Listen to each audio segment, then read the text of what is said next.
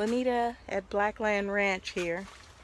I'm coming to you today to teach a small lesson that, sometimes people want to teach you stuff and they haven't done it or haven't been through it, and it's like not a good lesson. So I'm going to teach you something by example. I'm going to show you. So y'all know with COVID-19, life has dealt a lot of lemons to everybody. Everybody can't drink lemonade, right? Everybody can't drink all the lemonade. Sometimes you got to make lemon zest. Sometimes you got to make lemon meringue. Whatever you can with the lemons that life deals to you. So I'm in the greenhouse here, and we have some plants that actually have thrived and are doing better. So I am preparing them to put into pots. There we go. To put into pots that are bigger so that they can grow. I was blessed to get seeds from Senegal, West Africa earlier this year, and early spring I started my seeds here inside the greenhouse. These are some of the seedlings of moringa. And moringa in Senegal, it's called nebadai, which is a really good name for that plant because it is so nutrient rich and it has minerals, nutrients, everything that you need to survive. So we're going to try to grow some nebadai here at Blackland Ranch. So you'll see that my seedlings got too big for the little pots that I put them in, and now I'm transplanting them to bigger pots.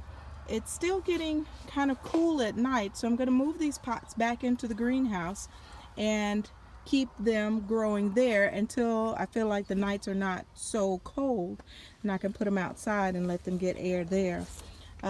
Then some other plants that I got, some more seeds that I got are, it's hibiscus. It's a form of hibiscus. In Senegal they call it bisop. So bisop, the leaves, they eat them as a greens. It's a very nutritious green that you can cook. And the flowers they make into a tea, or they make it into all kinds of Kool-Aid and popsicles and everything with the bisop. But they use it to drink it. And it is very high in vitamin C, and it is very beneficial. It can help with cramps, it can help with headaches, it can help with all kinds of things. So bisop is a very useful plant, besides also being nutritious. So we're trying to get double duty here. So you see my bisops are kind of little and dry, but that's okay because in Senegal, it gets really hot and dry there. So the bisop is a drought tolerant plant, and we're going to plant that in these cans that I got from the cafeteria ladies at an elementary school. And these cans are very useful. I've drilled holes in them so the water can drain. But in the meantime, during COVID-19, we've been hit with every kind of Murphy's Law thing. Anything that could go wrong has gone wrong. So we've had equipment failure, we had equipment fixed and then fail again. And so I don't know if you can see this grass, but I'm going to step into it so that you can see how high this grass is. Okay, that's my leg, and the grass is up to my knees. Oh, you didn't see that? I saw it. You didn't. There you go. Grass is up to my knees, and I haven't even gotten to the tall part yet. So, good news is we got somebody that's going to come and cut hay. Now, you can see where the grass is on me. Grass is all the way up to my thigh. We got somebody coming to cut hay, and we'll have some of this wildlife cured down. But, to every cloud there's a silver lining. Sometimes there's a rainbow at the end. This is my compost bin. The compost was so high, the grass all around it, so we couldn't get to it to do things properly. We were just throwing food in there, throwing the scraps in there and not turning it. Well, got the string mower and was able to get in and cut in the cut around the compost bin and to see into the pot, and look what we got there. We got all kinds of cucumbers. We have potatoes. That's potato. I had a ginger. I guess the ginger didn't, well, the ginger is still there. It's just starting out. But we have cucumbers, and there was something else growing over here. I don't know, but I always call this my mystery garden. When stuff comes up in here and I don't know what it is, I'll take it and replant it and, you know, just hope for the best and see what we get. So this is where I'm teaching you the life lesson. You know, anything and everything can go wrong, and you can put your head down and cry about it, or you can say, all right, what can I do with this? So a lot of people would just turn the soil and forget about it. But hey, to me, this is food.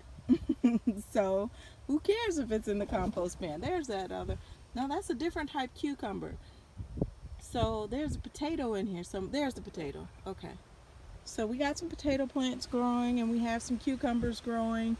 And it's been many times that we've gotten really good stuff out of here. We've gotten cantaloupe, we've gotten butternut squash, we've got zucchini. Well, we got some really nice zucchini one year. So everything can grow here in the compost bin. So I just came over here to get some more dirt to repot the plants that I do have. And I see that, hey, I've been blessed with all these other plants. So you can't sit down and cry when things don't go right. You can't just throw up your hands and say, oh, I got a brown thumb, I'm killing everything, which I did say that today, but there are some things that are living. So you can't ignore what's living for what you didn't get to live. Some things just don't make it. That's life, you know, and we got to keep moving on. The fruit trees are looking good.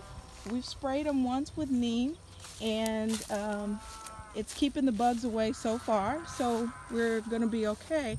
You see those peaches? Yes, those peaches are coming into color. So far, so good. We'll keep our fingers crossed. And this year, shout out to Heart Institute in Lake Walls, Florida. I went down there last year, and I learned one thing about trying to grow any type of food, be it fruit, vegetables, you know, plants, whatever you're trying to grow. It takes consistency. It takes getting up every morning and weeding that garden, even if you don't want it, or even if you say, oh, it's a little bit, I'll wait and do it the next day. Nope, next day it's going to be too many. So, see, there's something on there. But our peaches are still doing good. We got a bunch of them there. I'll try to run over here to the, oh my goodness, look at there. Tiny apples. We got lots of apples this year. We never had that many buds before. So this is a great thing. You see all these buds on here, this is positive. These are my green apples. This tree last year had 2 really good apples. But by golly, right now we've got a bunch of them. And we're gonna try to keep it going. So like I said, the lesson that I learned at the Heart Institute was to, you know, keep trying, don't give up. Because sometimes it don't work the way you want it to. But sometimes it will work if you just keep working. So giving up is not an option. This tree is really full here, but you don't see so many buds. It had a bunch of flowers. Oh, that's got apples on it too. Let's see if I can get you a picture of an apple. There's a little apple. This one has the bird's nest in it. There's another apple there. So blessings come in all sizes, shapes, forms, colors, and if you're so busy looking at the negative, you might miss the blessing if it's not what you expected it to look like. There are pears on here. Most of the pears on this tree are up really high. You don't have to have a ladder to pick these. Next year we'll prune this tree. But just thought I'd share that little lesson with y'all. Don't give up. Even if things look really sucky, your equipment's broken, your grass is knee or hip high, don't give up. It's always possible. So just see what you can do and what is possible.